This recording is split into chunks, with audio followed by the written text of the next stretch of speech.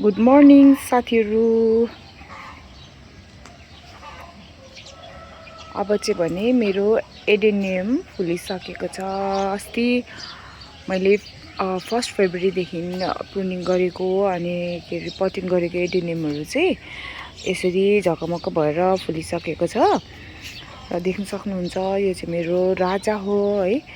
यसलाई र मैले यो दुईटालाई चाहिँ मैले पानी पर्दा असी नपर्दा सेडमा लुकाएको कारणले दुईटा चाहिँ मजाले फुल्यो। यो चाहिँ अझै फुलेर पनि झरिसकेको अवस्था छ भने अरूहरूलाई चाहिँ मैले यसपालि पानीमा असिनामा लुकाइनँ नि त भित्र। त्यही भएर चाहिँ अरूहरूको चाहिँ फुलहरू चाहिँ झार्दै गऱ्यो होइन। असिनाले कतिचोटि कुटेर चाहिँ पनि यिनीहरू फेरि फुल्न चाहिँ छोडेको छैन, फुलिरहेछ। यो मेरो रानी चाहिँ पुरै फुल्नु पाएन र यो ब्रान्च चाहिँ अस्ति कुहिएको थियो भन्नाले अस्तिको बर्खाको पानीहरूले कुहिएको कारणले त्यहाँ कोपिला अलिक लाग्नु पाएन र यो रानी पनि पुरै फुलिसकेको छैन, अझै फुल्दैछ। यसलाई पनि मैले बेलामै भित्र सेडमा लुकाएको भएदेखि चाहिँ यतिखेर मजाले फुल्थ्यो होला, तर मैले सेडमा लुकाइनँ नि त।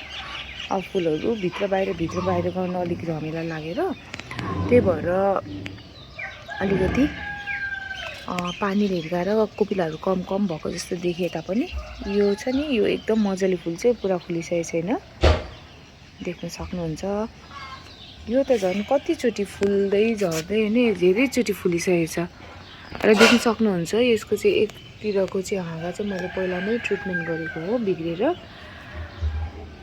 यो मेरो रुट ट्रेन गरेको पुरानो एडेनियम हो, देख्न सक्नुहुन्छ यसरी। अनि यो पनि मेरो रुट ट्रेन गरेको हो, तर यसलाई मैले झन् ओपन प्लेसमा छोडिदिएको थिएँ। त्यही भएर यसपालि यसको पनि हालत त्यस्तो पातलो छ अनि यसरी फुलिरहेछ। आज चाहिँ मे 3 तारिक हो अनि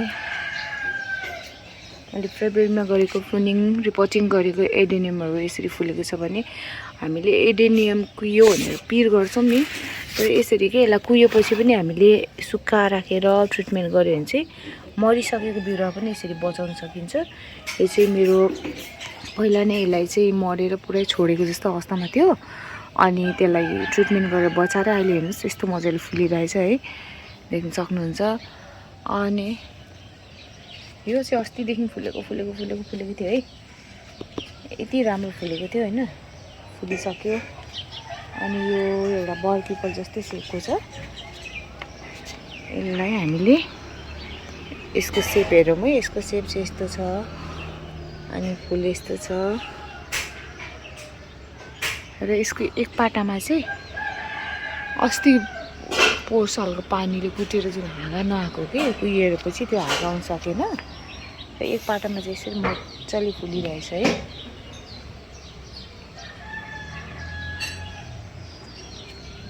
पातलो भयो नि यस्तो राम्रो फुलेको छ। फेरि यो चाहिँ यो दुईटा हेर्नुहोस् कस्तो राम्रो फुलेको छ है। यसको चाहिँ टाउकैभरि लट्टै फुलेको छ अनि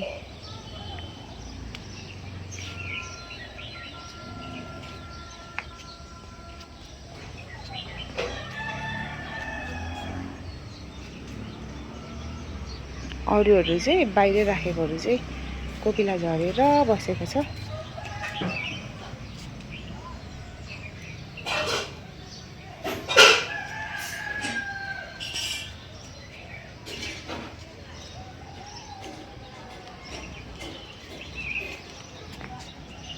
ल है, यस्तो छ एडेनियमहरू मेरो यसपालिको।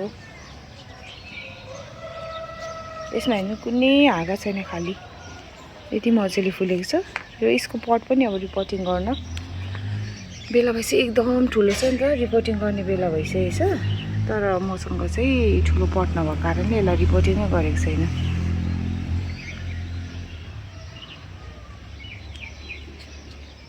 हस् त, हजुरहरूलाई यो भिडियो कस्तो लाग्यो? हजुर कसले चाहिँ मेरो भिडियो हेरेर प्रुनिङ गर्नुभएको थियो, रिपोर्टिङ गर्नुभएको थियो है, तपाईँहरूको पनि फोटो देखाउनु होला।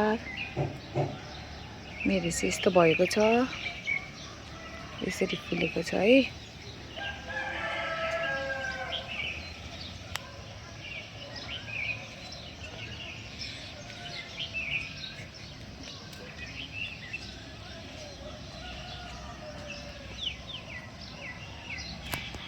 हस् त, धन्यवाद।